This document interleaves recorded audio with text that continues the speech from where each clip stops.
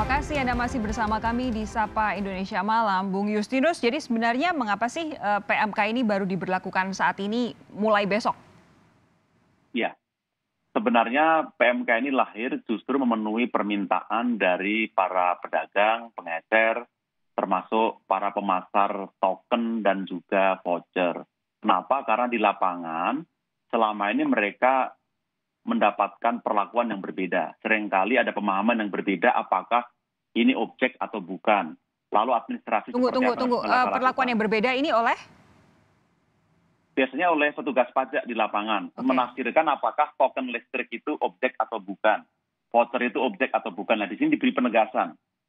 Token dan voucher itu bukan yang pulsa ya. Ini voucher yang pembayaran, itu bukan objek. Yang objek hanya jasanya. Jadi dipertegas di sana, itu sangat meringankan para pelaku usaha. Lalu para pengecer distributor pun minta penegasan, karena di lapangan ada perbedaan pemahaman, sehingga mereka diberatkan secara administrasi.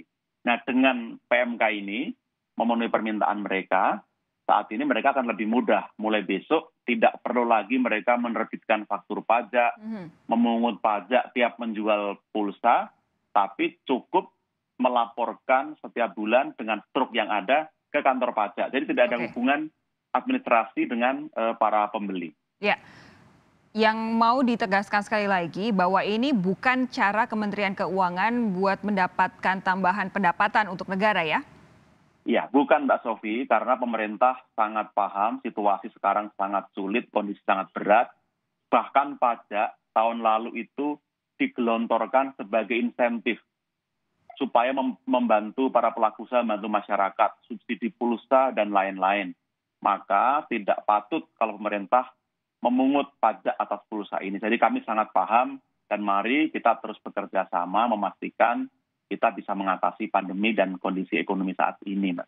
Oke, Pak Daryatmo, kalau Kementerian Keuangan menyatakan bahwa sebenarnya PMK ini justru memberi kejelasan soal distribusi bagi para pedagang, apa pendapat Anda?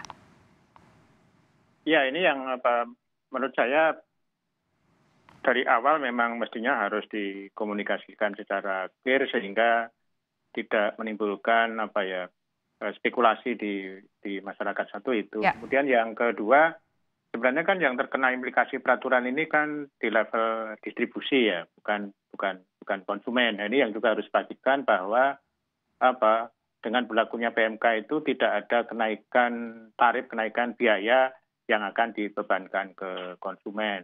Nah, untuk memastikan bahwa di lapangan tidak ada kenaikan, itu kita minta pemerintah, Kementerian Keuangan, Ditjen Pajak itu membuka semacam akses poin pengaduan. Kalau ternyata di lapangan masyarakat menemukan adanya penjual pulsa yang menaikkan tarif, kemana sih dia bisa lapor, bisa menginformasikan penyimpangan ini supaya tadi memang esensi dari aturan ini bukan untuk membebani atau menaikkan tarif kepada masyarakat gitu.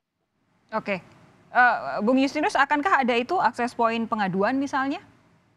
Ya, nanti kami akan menyiapkan itu dan besok kami juga mengundang sekali lagi para asosiasi, terutama para distributor kecil dan pengecer, untuk menyampaikan pemahaman bersama dan juga mendengarkan aspirasi mereka bila mana di lapangan nanti ada kesulitan. Yang perlu kami pastikan adalah harga pulsa itu price sensitif.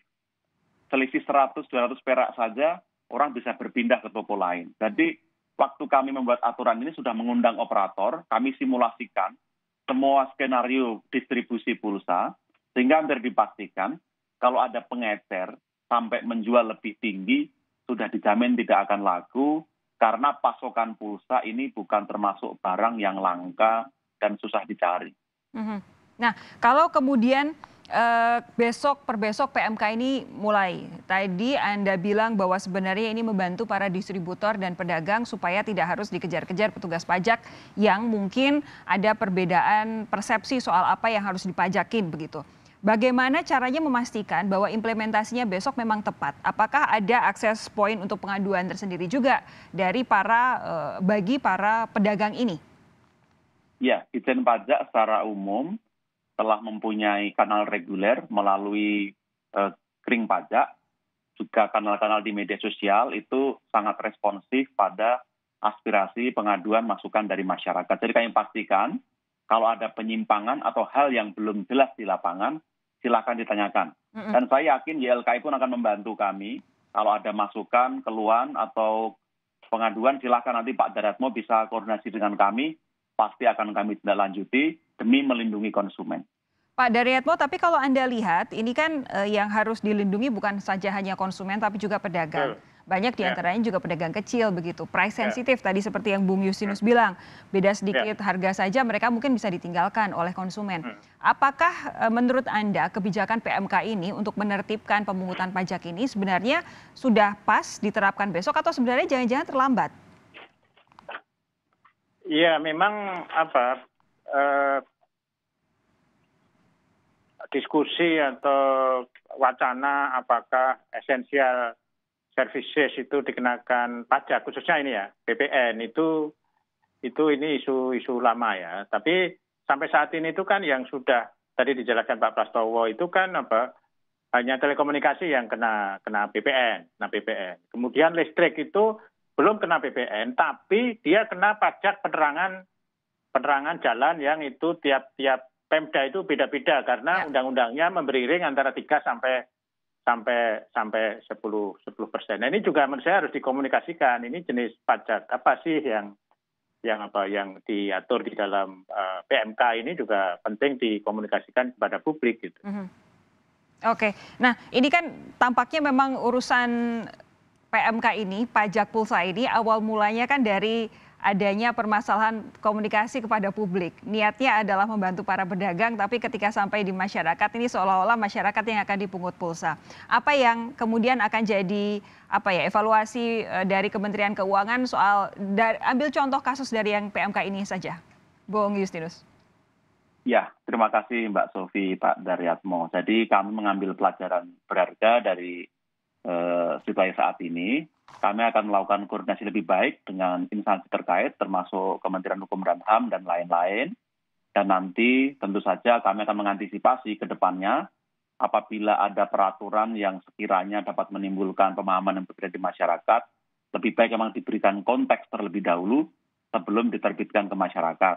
Memang kemarin itu sebenarnya karena kami merasa ini hanya soal tata cara dan sudah mengundang seluruh pihak, apalagi judul peraturan sebenarnya pun juga soal tata cara pemungutan, bukan soal jenis atau pajak baru.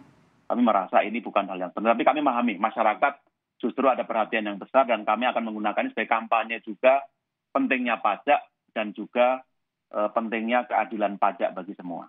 Karena urusan pulsa ini sampai dengan masyarakat lapis terbawah semuanya butuh. Betul, sehingga sekali. Ketika ada perubahan sedikit saja sensitif begitu ya. Terima kasih sekali lagi staf khusus Menteri Keuangan Justinus Prastowo dan juga pengurus harian Yayasan Lembaga Perlindungan Konsumen Indonesia YLKI Sudaryatmo sudah bergabung bersama kami.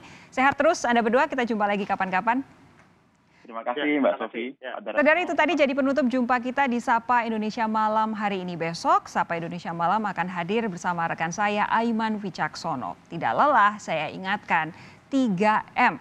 Menjaga jarak, mencuci tangan menggunakan sabun sesering mungkin dan tentu saja mengenakan masker yang baik dan benar secara tepat ketika Anda beraktivitas di luar rumah. Saya Sofi Syarif, terima kasih.